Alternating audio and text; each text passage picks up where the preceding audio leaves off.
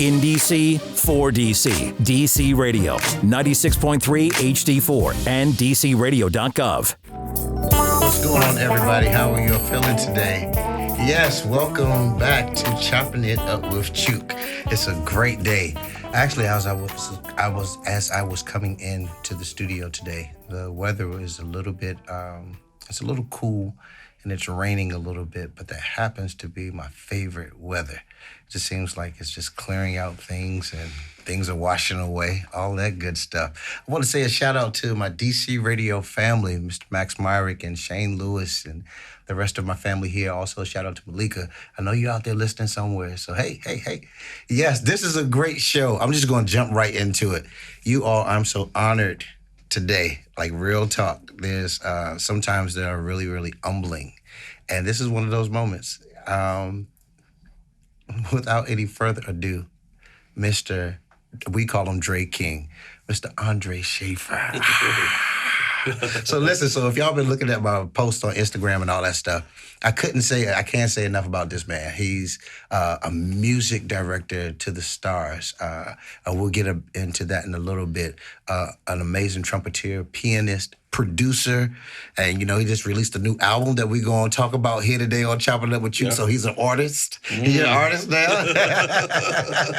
Ladies and gentlemen, Mr. Dre King. Dre, what's going on, brother? It's all good, man. Thank you for having me, Absolutely. brother. Like I said, jumping right to it. I said this is a very humbling moment for me because for the past couple of years, Mr. Dre King has been the MD of the unit that I go with when we perform on the Capital Jazz Super Cruise. Mm-hmm. So I'm talking about for several years now. So it's an honor and a privilege to even have you in here. And like I said, we just got off we got our lives back, got our sea legs and everything, our land legs back.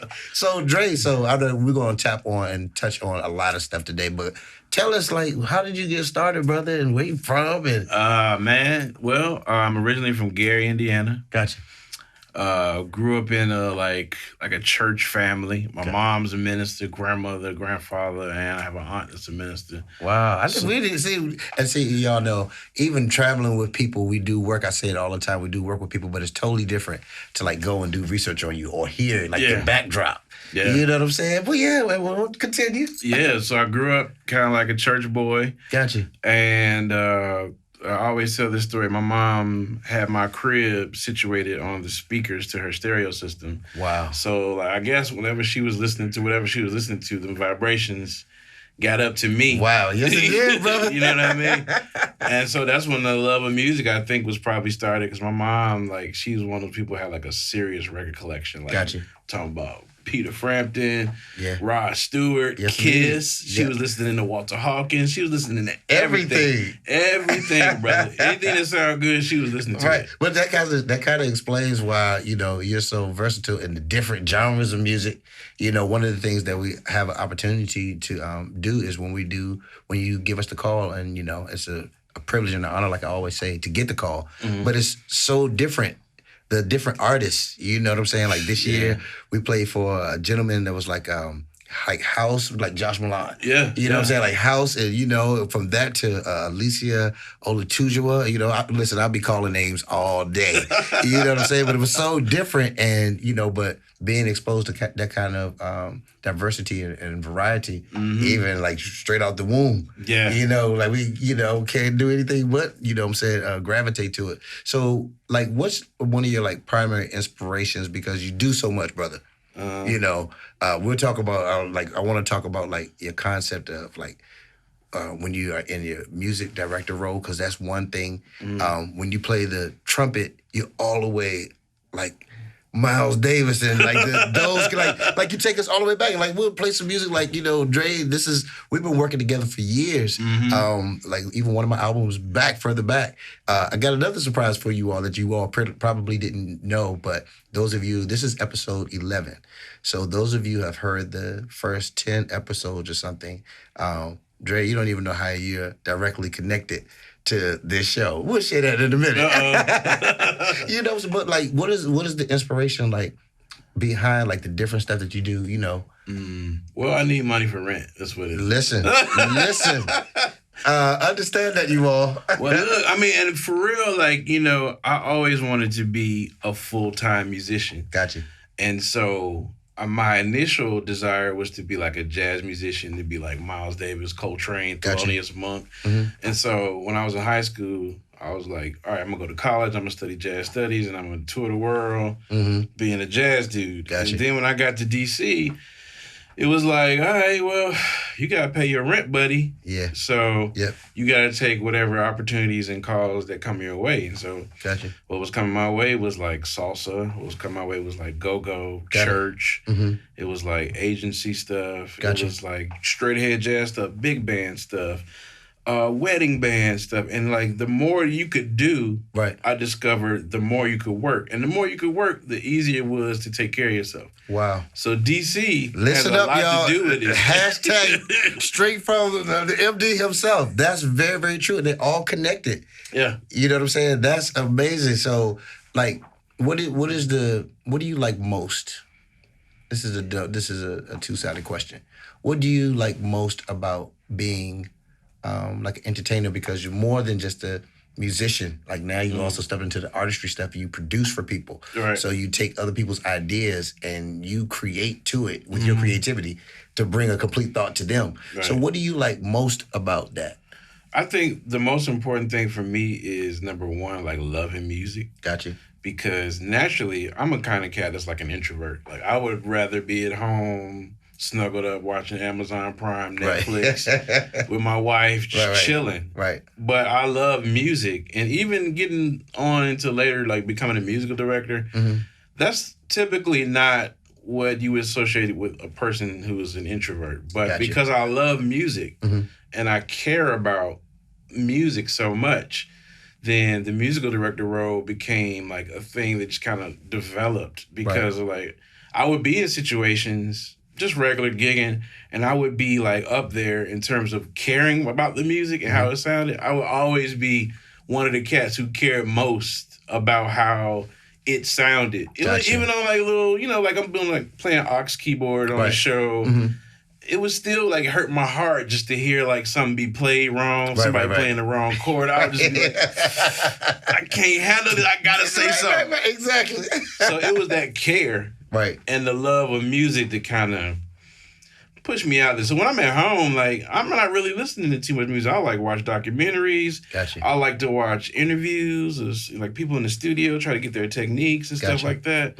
But, yeah, man, it's just the root of it all for me is just loving good music. And that's jazz, that's gospel, whatever touches me. Gotcha. So when it's something like that, like you said, so you hit the nail on the head, when it's something that touches you so dearly, what is it?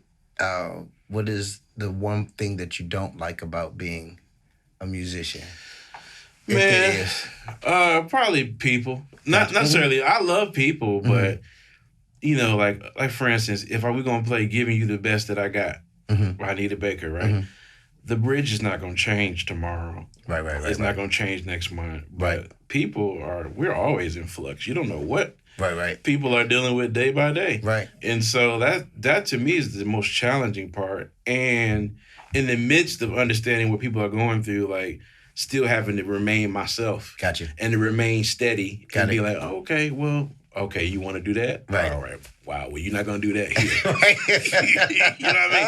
I don't have a problem with you doing that, but you're not going to do that here. You know what? That is so true. So listen, this is like behind the scenes. One thing that we do, like when we're in rehearsal, like you just said, you know, first and foremost, do your homework. You all learn the song as the song is.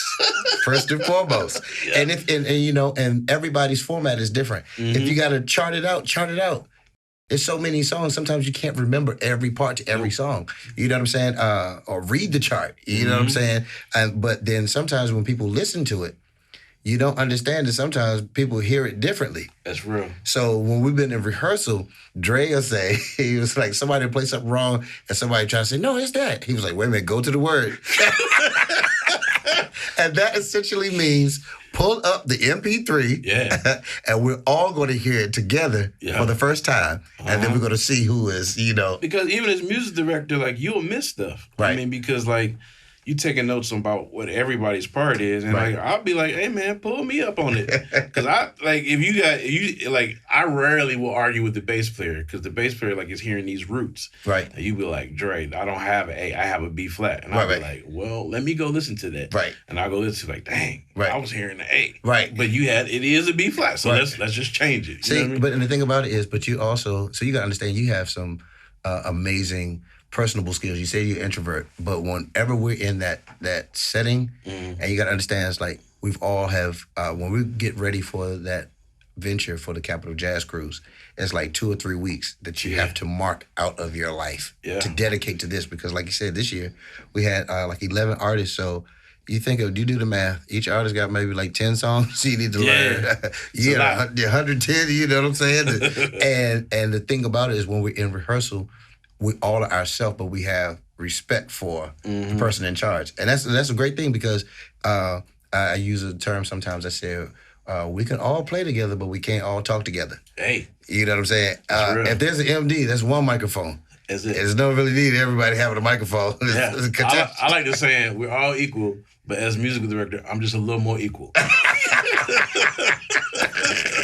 I'm just a little more equal. That's all. Hashtag take that to the bank.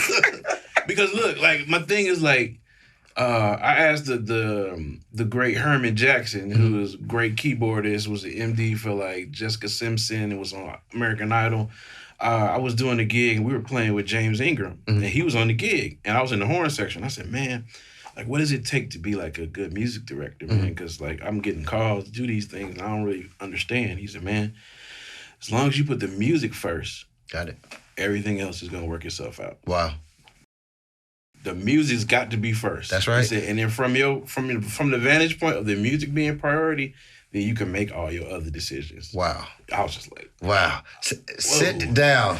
Like, wow. That's all the way. So it don't matter. Like, so we've done gigs where I've MD for like Ann Nesby, MD for like Carol Riddick, like these like fantastic artists where you would normally be intimidated. Right. In my mind, I'm thinking like, all about the music. That's all I'm thinking about. Gotcha. If I could deliver your music to you the way you send it to me, then it don't matter who you are. Wow. Unless you done lost your mind since you delivered the music to me. That's something else. Right. But the music part, oh man, we got you. You know what? And those artists that do that we have performed with, that they are about the music. Yeah. And it's crazy. Me and Biscuit, we had and y'all know Biscuit from Why Explain. He was on here a while back. Yeah. That's one of the trio, you know what I'm saying? Bitch? You already know. But we literally had a conversation on the boat this year, and was talking about the difference between the artist and the artistry. And like the artistry element, that's always going to be the same. You're going to get the same feeling when we feel an artist. We got that element of whatever there is that they're doing. They're doing it and they're keeping the integrity of it. Yeah. But it's the artist, the person that can change. I was like, you wait a minute. You done changed a little bit.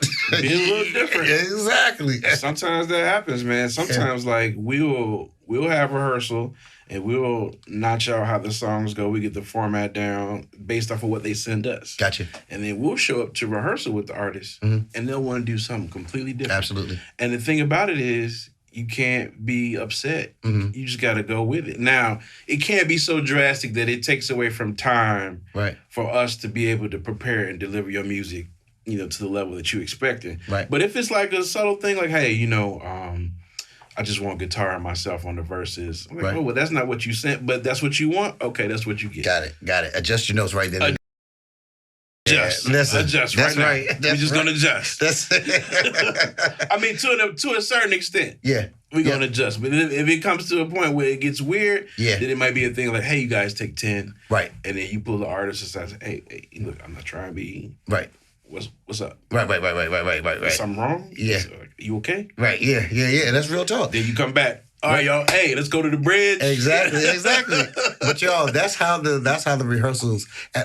Even though our careers spanned over some years, I'm so humbled even to I learned from you.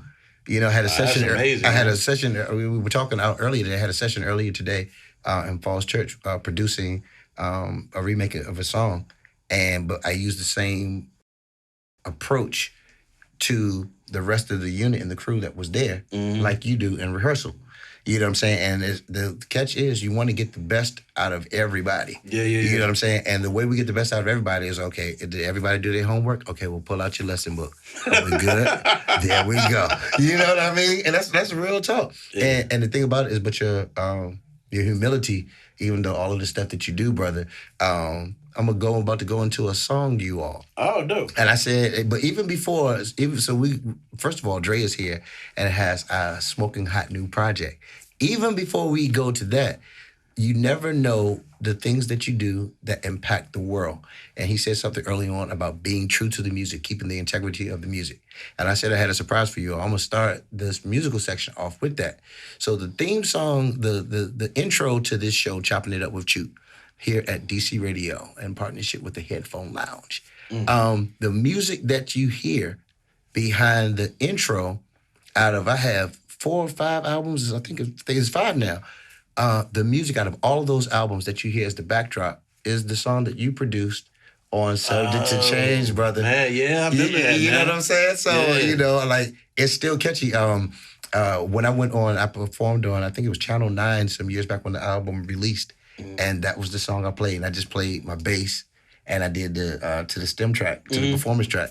And, it makes me feel a certain, it's a great feeling song. So here on DC Radio, I have in the studio Mr. Dre King. I'm going to go to this song off of my Subject to Change album.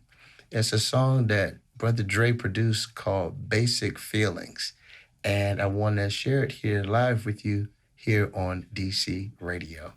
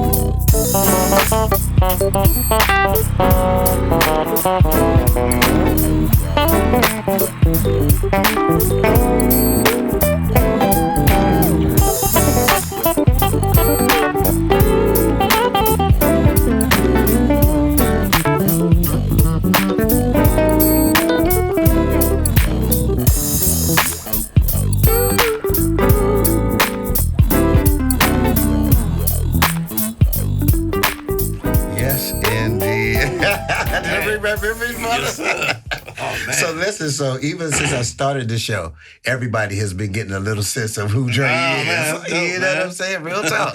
And just sitting here listening to it, it just puts me into a mood and a mode. Yeah. But that is how, so we've talked about you as a music director. Uh-huh. The music that you even produce, brother, and you've produced for so many artists. I get to start and call, and I know you got Raheem Devon up under the belt. I mean, your resume is ridiculous, and your calendar is current. Oh, come on, somebody. So, but today, I wanted to also bring you in because so that's the music directorship part. He is to be looked up, y'all. You know, we'll send his handles out and everything, or how you can reach up with Drake at the end of the show. There's so many things with this brother I want to, if you don't know, you're about to realize it here and learn it here on Choppin It Up with Chook. Another thing though is you have moved into this being an artist now, Drake. Yeah. And you've done some amazing stuff with this new album. I appreciate it, bro. So first and foremost, the new album is Marvelous? Called Marvelous. Marvelous. And you want to talk a little bit about what it is? I know what it is. I can't wait till y'all hear it, but go and share, brother. More Marvelous is like a play on words. It's a tribute to Marvin Gaye. Got it. And actually, this is how it happened. I'm always a student of music, and I'm always looking for ways to grow. So there's this super dope producer named Illmind who's like worked with like J. Cole and Kanye, a bunch of people. But anyway, he has a monthly thing that he does in cities where he'll invite producers to come, maybe like 40, 50 producers, and you'll get like 2 or 3 minutes, and he'll just listen to everybody's stuff. Really? Yeah, so this was like this summer, so he came, and I paid the bread because it was a worthwhile investment, and I went, and myself and Slim Cat, Zach Slim Cat, we went. Indeed. About 40, 50 producers in there. We all just one by one just went up and played our stuff, and he like giving like on the moment critiques. And so I learned a lot from that gathering. Gotcha. And one of the things he suggested was just like, continue to make music every day, sharpen your sword, so to speak. And then he suggested, why don't you do like a 30 beats in 30 day kind of thing. And so the very next day, I got back on social media and I was like, 30 beats in 30 days. This is going to be crazy. It's like, I'm not going to be able to do that, but I'll just put it out there. I made the flyer. I forced myself to do it. So I put it out there. And then one of the joints that was a favorite of everyone's was this joint called This Love You Give to Me, which is just a Marvin Gaye a cappella that I chopped up and just turned it into a song. And people was like going nuts, like, man, how much you want for this, man? Yeah. Like they was tripping off of this. I was like, wow. And then so fast forward maybe, I would say 2 weeks after my 30 beats in 30 days ended, I did a producer showcase at Soto. And it was one of the songs that I played. And when I played it, man, people was screaming, people was dancing, and this song they never heard before. Right. And it was so much to the point where I couldn't move on. They made me play it again. So I had to play the song again. And then, I was just like, man, wait a minute, people dig this much. What if I did like a whole Marvin project? Oh, man. And so for me, like having skill set is like worthless unless you assign a purpose to it. Gotcha. And so when I was thinking like, oh, what if I do a Marvin project? My creative juices got to going. I was like, okay, now I got to go home, try to find as many acapellas of Marvin, or maybe just chop up some of his existing material and create new material. And I was like, yeah. And so I found an engineer, super dope engineer named Sam Wiz Cook, who also I met via Aaron Harden. Oh, gotcha. So he mixed a lot of stuff for Aaron, and I really liked his work. Hit him up, was like, bro, I want to put this out by Christmas. He's like, man, that is really ambitious. Right. But if you really want to do it, he's like, you need to have everything to me by Friday. It was like the Friday before. It was like maybe 2 weeks before Christmas. And I was like, okay. So I just got to work. Yeah. And I did the project in like 2 weeks. Really? Yeah, did it in 2 weeks. So everybody, so y'all about to hear just one of. I really wish I had the time to be able to play the entire album, but no, that's where you have to go and get it. Come on, come on, somebody. Come on, somebody. So we would definitely share in a little bit how you can get the project and all of that good stuff. I want you all to hear one of these tunes right now at this moment. And all I can say is, yeah. Y'all will get that in a minute. But this is coming fresh here on DC Radio, Chopping It Up with Chook. I'm here with Dre King. And this is the song, Yeah, from his latest project entitled Marvelous.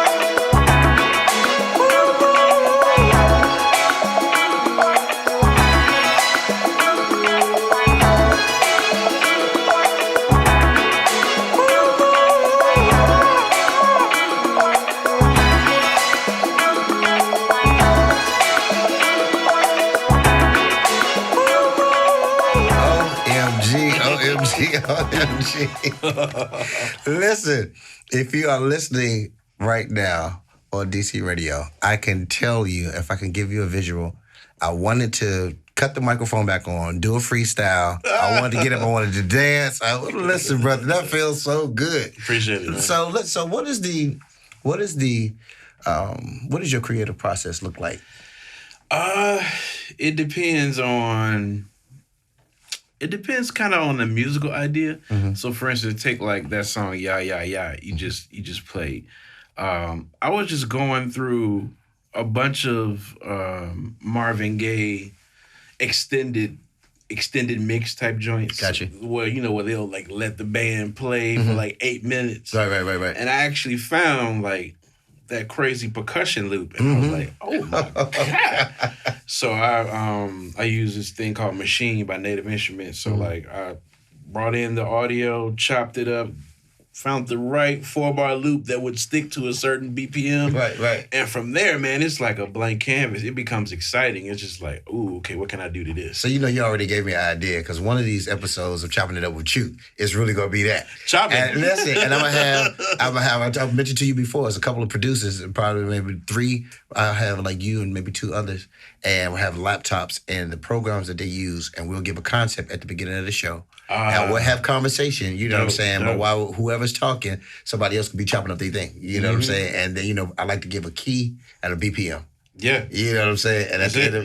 Oh my goodness. So, there's so many things, brother. Yeah. And so many things I want to talk about with you. Question. So, as a entrepreneur, and being a full-time musician, what has been the toughest thing or toughest hurdle that you have had to overcome? Man, just balance, probably. Just making sure that I have enough time with my wife, Gotcha. my family, make sure I have enough time for myself. Yes. Because you got to have that time where, I don't know if you're out there, you're spiritual or not, some quiet time in the morning, you get yourself ready. That's right. Maybe you journal, like I journal, just trying to some self medicating type stuff that's healthy, and not getting too consumed in chasing gigs so that you can meet your monthly quota or whatever you need to live.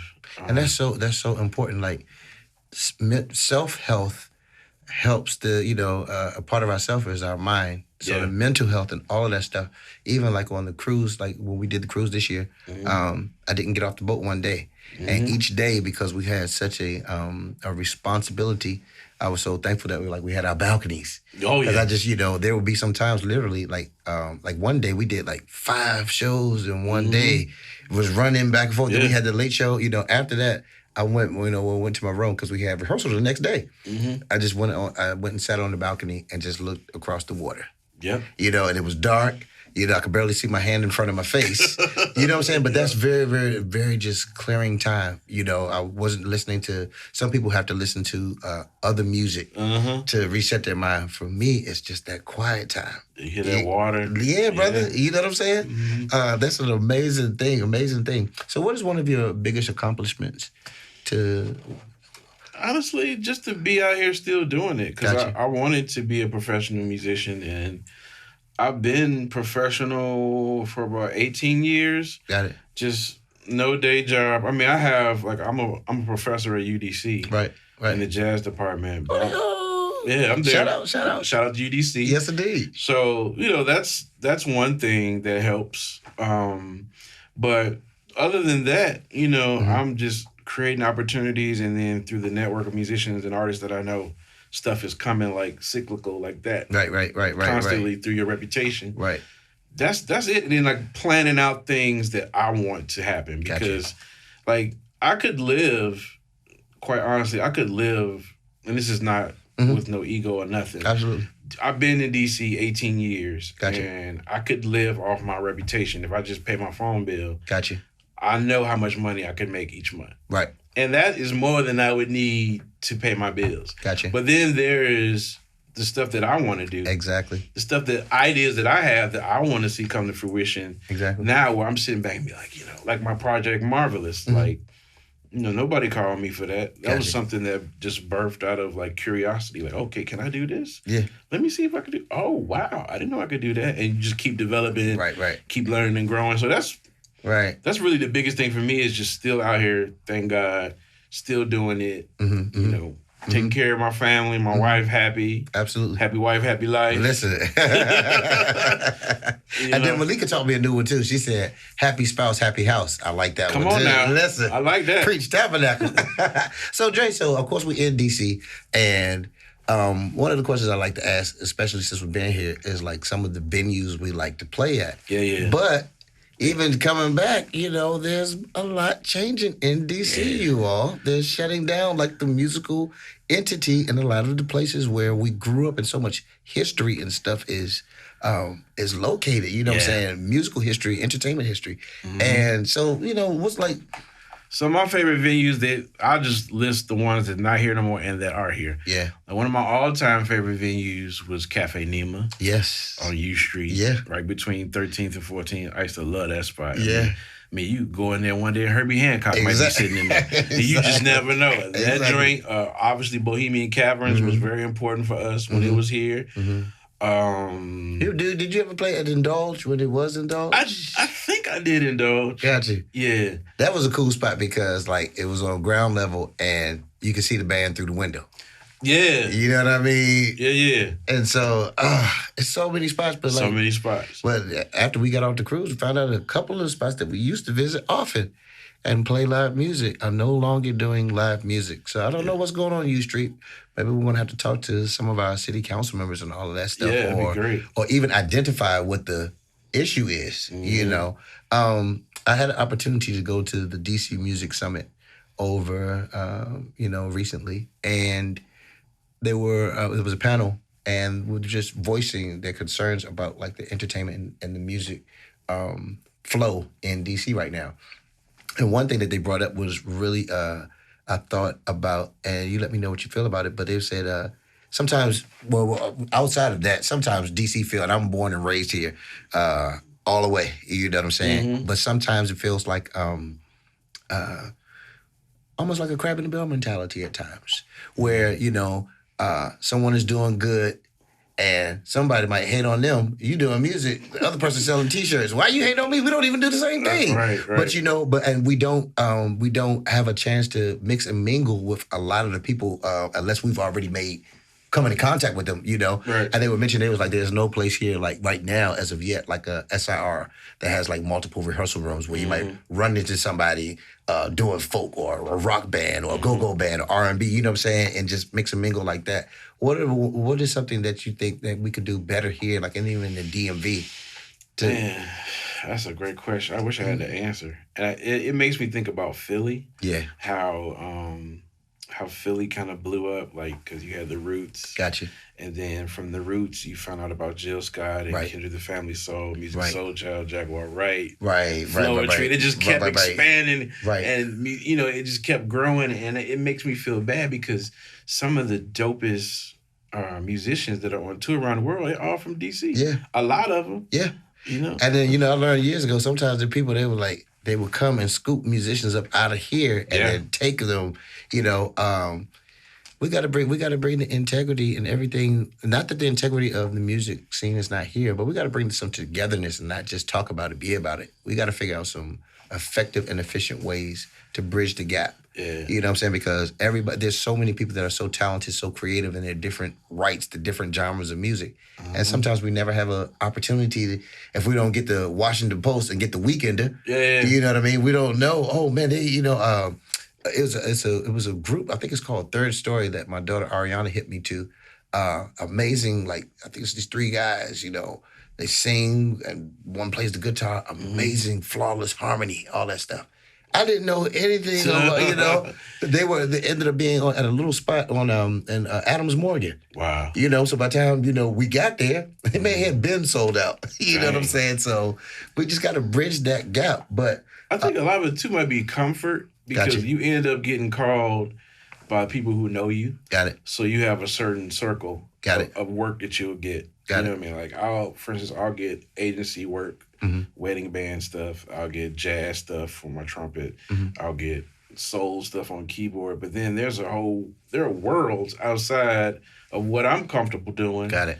And they're coexisting, and we don't never intermingle because everybody is focused on like, I gotta get this. Yeah. I gotta get my rent right. I gotta do my thing as an artist. You know what I mean? I got you. So listen, what's also amazing about that is we have an opportunity to when we do connect on gigs and when you're around like-minded people. Yeah. You know what I'm saying? It makes the music feel not only more so embracing to those who are executing it. Yeah. But it's us playing our instrument is like our mirror. This is who I am. You know what I mean? And I just want to say that you have showed really another side of you to the world with this marvelous album, brother. Thank you, man. This album is off the chain. And I mean, I want as many people to hear it. When y'all do hear this, forward this link to your friends and all of that family members. Play some of these songs. If they like Marvin Gaye, then let them listen to it with a new twist on it. Because what you did was you bridged the gaps from, there's some youth and millennials that didn't grow up on Marvin Gaye. Right. Unless they heard it in like the Eric Sermon. Yeah. You know what I'm saying? Like that one. Sample. Yeah. But you have made things very, very current. I want to go into another song that is on your marvelous album called The Love You Give to Me. And what was your concept behind this one? Oh man, you know what? I think it was just his sexual healing a cappella. Gotcha. My thing was like, Marvin's voice has a vibe. Yeah, it does. Already. Yeah. It's like it got oil on it, it got the shea butter, it got everything you need. He could just say hello. I can't believe it's not butter. Right, it's butter. So I just want to define like all his inflections, like his ooh. Anything like, oh baby. Anything small like that. Right. I just assembled as many of them as I can and almost like a puzzle. Try to make a new phrase out of them. Right. And then the vibe was, I was up in that joint by myself. That's what is important. That's one of the telltale signs. I say, like, when we're doing a track, if we do a reggae track, if we don't want to grow, you know what I'm saying, locks. If we don't want to grow locks, and or if it's a go-go song, if I don't want to, get the moving like I'm at the Ibex back in '90, then back to the drum board. But you have definitely done that with these tunes. So I want to share this one here. This is The Love You Give to Me off of Dre King's album Marvelous, and you're listening to it here on Chopping It Up with Chook on DC Radio.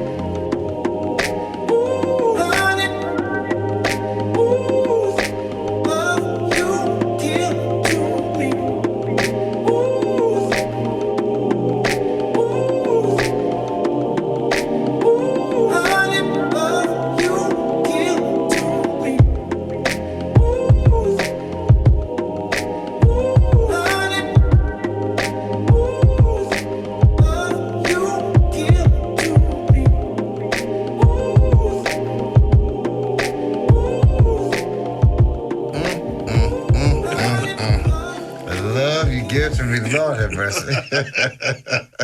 Yeah, dog.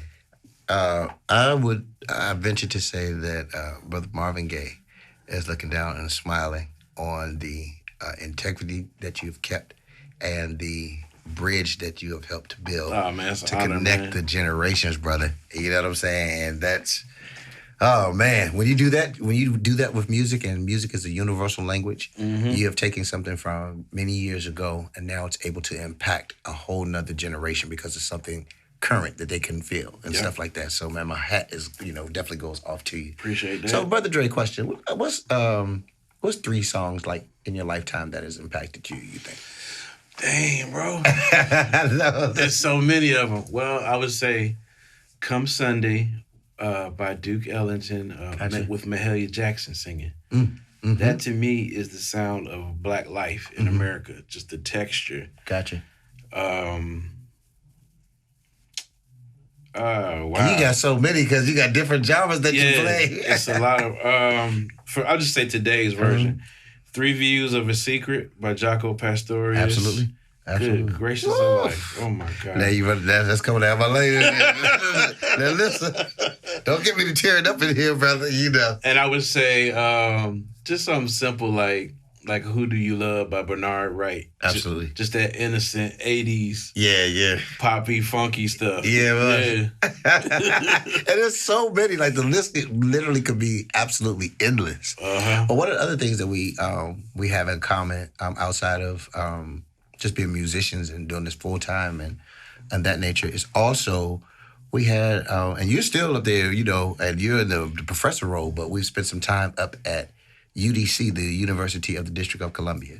And not only that, but we've also had an opportunity to spend some very, very valuable and time that we can never forget with the late, great Dr. Calvin Jones. Yeah, man. So you posted something like on his birthday. What was your experience? I can tell you mine. Well, you know, like I started school at Hampton. Got it. And when I got there, probably my second year, they phased out the jazz program. Got it. I don't think it was enough of us jazz majors, so I became a music performance major. Got it. And that's kind of how I got into production as a side note, because like I was kind of disappointed that I wasn't able to study jazz, but we had like a dope computer lab, so I would go in, start tinkering with whatever. So that's neither here nor there. But I always wanted to study jazz, so I was kind of conflicted as a young man. Like, I got this desire to study jazz, but on the other end, I don't want to disappoint my mother. Right. Gotcha. She's paying for school. I want to try to stick it out. So anyway, long story short, end up moving to D.C., staying with my cousin, and I wanted to finish my degree, and I went out to one of the jam sessions at Twins on U Street. Met a drummer named Howard Kingfish Franklin. My man, Fish. What up, Fish? What up, Fish? And he was like, bro, if you want to finish your degree, you need to come up to UDC. And I was like, okay, because I was looking for the cats. Right. Like when you come to a new city, you looking for your tribe. You looking for people that you can vibe with, that you can make music with. And I hadn't found them yet. I found some great musicians, but I hadn't found like my tribe yet. Gotcha. And so like when he invited me to UDC, man, I never forget, man. It was like a Friday. They were having a combo rehearsal. Yeah. I went up there, man. Like the first thing that hit me was, this is so crazy, the smell of bacon. Look, man, Jones had like a little hot pot, hot skillet in his office. Man, he had made bacon that morning, man. He had toast, man. I was like, what is this cat doing, man? It was so soulful. I was like, and then I heard the combo, and it was in there killing, and he was like laying into him, man. Yeah, it was just like, I was like, okay, this is where I need to be. Oh man, so it's those stories like that. Like for me, my last year when I was at Wilson, you know, was a senior, so we had like a half a day. And man, we would catch the train to the next stop, Van Ness UDC. Yeah. And go in there and just literally like grab some food and would stand in the hallway and listen to like when the big band was practicing. Yeah. Like, you know what I'm saying? So like Frankie Addison, one of our brothers, you know, who just went home to be with the Lord, Brother Terrell Gardner, Erica Poindexter on the upright bass, Alan Johnson, Eric Valentine on drums, you know, and all of these cats. And it was just amazing. And they see how Dr. Jones would, you know, he would like, oh, wait a minute. And then take a pause and then walk over to the chalkboard. And then a song that just came to us in his mind, he'd write down the chord changes. He was like, here we go, right here. 1, 2, 3. Like, you could not play it if you want. So, bringing it full circle. So, when I heard that he had passed, I was actually living in California. And actually, so on I pulled over. So Eric Valentine gave me a call. He told me, and I was driving. I literally pulled over on the side of the road, and literally, I can tell you this, like tears were running down my face. Man. And then the melody that came to my mind that kind of brought me back, the melody that came to me is what is on Farewell, Mr. Jones. Right. And so if you all have heard, like my Basically Chook album, there's a song on there called Farewell, Mr. Jones that actually Dre came in and did a solo part on it. So I said, you know, we're in the studio, you know what I'm saying? I brought a little, upright in. Dre brought his trumpet. We're going to do a little upright and trumpet version real quick. Farewell, Mr. Jones. Let's see. It's been years since we played it, brother. Let's see. Yeah.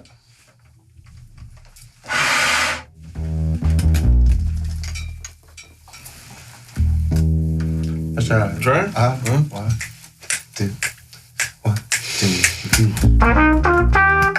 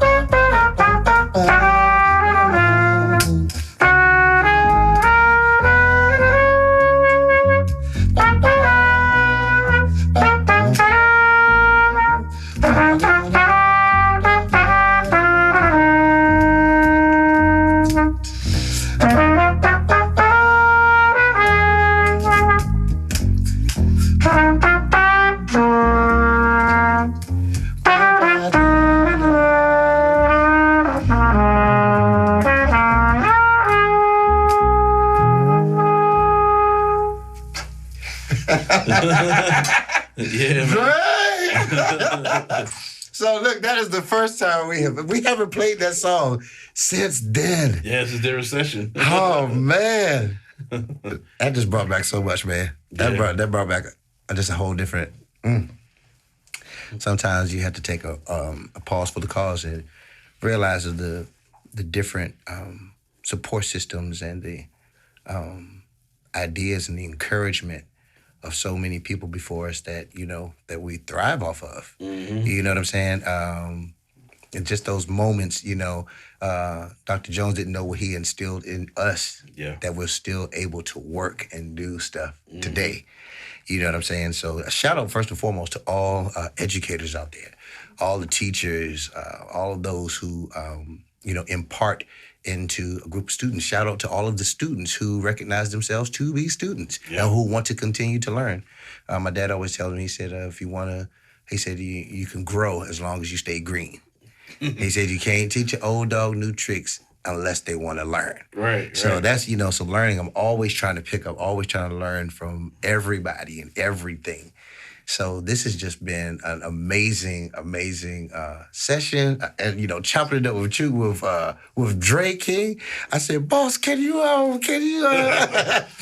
swing through the station? The last episode we had, because Lizette was on the road with us as well. Yeah. So Lizette came through. I said, I have to make sure I'm on point, as in terms of first of all, I got to make sure that these upright chops is on point. Because after we got back off of that cruise, man, like I said, you almost had to take a week to just debrief and get yourself back together. Yeah. All of that stuff. So, Brother Dre, so question. Mm-hmm. Tell us one thing, if possible, something that, like your fans and everybody who knows you, that we might not know about you. What's a secret fun fact about Dre? Secret fun fact? Shoot.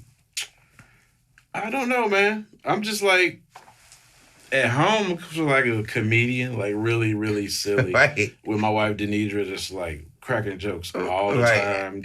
And we see that when we be, because we have sometimes. Because I'm an only child, man, so I had to learn how to entertain myself. Got you. You know what I mean? So like that vibe is like really... Right. Just having a light heart towards stuff. I mean, really being serious and taking care of business. Right. But leaving that room to just have like some joy in your heart. Right. Well, I'm looking around the studio room. There's some other only children in here, But moreover than anything, everyone, male and female, ladies and gentlemen, boys and girls, I want you all to go and check out this entire marvelous album by Dre King. Dre, can you tell us where they can find it? Where can we find you? Yeah, right now it's on Bandcamp. That's www.dreking, DREKING 1975 at bandcamp.com. So, gotcha. Yeah, so definitely check it out. It's an EP, so it's like, I forgot how many songs on there. Just shows you which world musicians be in. We release something and we got to reacquaint ourselves with it. Like, hello, who am I? Where am I? Right, where am I? Okay, and it's only $7. Got you. Yeah, so listen, and then how can we find you on social media and everything? Instagram at Dre King Beats, DREKING BEATS. Twitter is the same thing at Dre King. Facebook, same thing. Dre King. Got it. So, Dre, before we leave off of this particular interview, because I'm definitely going to have to bring you back. Oh, it's man. It's a few different platforms because you do so much. It's a few different platforms I want to bring you back for. But what would you say to like the aspiring entrepreneur, the aspiring artists that want to they want to do this full time or they want to get into it? And what would you say to them? Just love music, man. Got it. Just love it and want to give it your best. Because Yes. if God gives you that ability, he gives you that gift, then it's our responsibility to work it, to craft it, to mold it through study, through hanging around like minds, hanging around people who are better than us, try to develop that gift and then offer it back to the world. Because we live in a crazy world right now. That's right. It's confusing. One of the only things that we can agree on besides drinking water is probably music and air. How about that? You know what I mean? And so like it's our responsibility as artists, musicians to hone our skills as best of our ability and then to submit. Got it. To submit to that gift and to have that gift like open all these wonderful doors that you like, the meeting wonderful musicians like yourself. Like, cause I knew who you was before you came back. I was like, oh Snoop, that's Chook, man. Wow. Cause our boy Jay Black. Yeah, yes indeed. That's our right. Boy Jay Black That's was right. like, yo man, Chook out here. So I knew you was a legend. Oh man, Chook. Live, brother. I couldn't wait to get back and learn. So listen, y'all. Like I said, I try to make sure each and every time that I will continue to bring on artists and entrepreneurs and people who have embraced their role and their niche in this entertainment industry. And if their stories and their process and everything can help you along the way, listen to me. I will always try my hardest to make that happen. You've been listening to Chooky and Dre King here on Choppin' It Up with Chook. And today I'm going to leave out on a song. Dre, you just mentioned something about our homie Jay Black. Yeah. So this is a song from my, what was the third album? The third album entitled California Love. Ooh. Shout out to everybody out there in California, my family. And this has been Choppin' It Up with Chook here on DC Radio.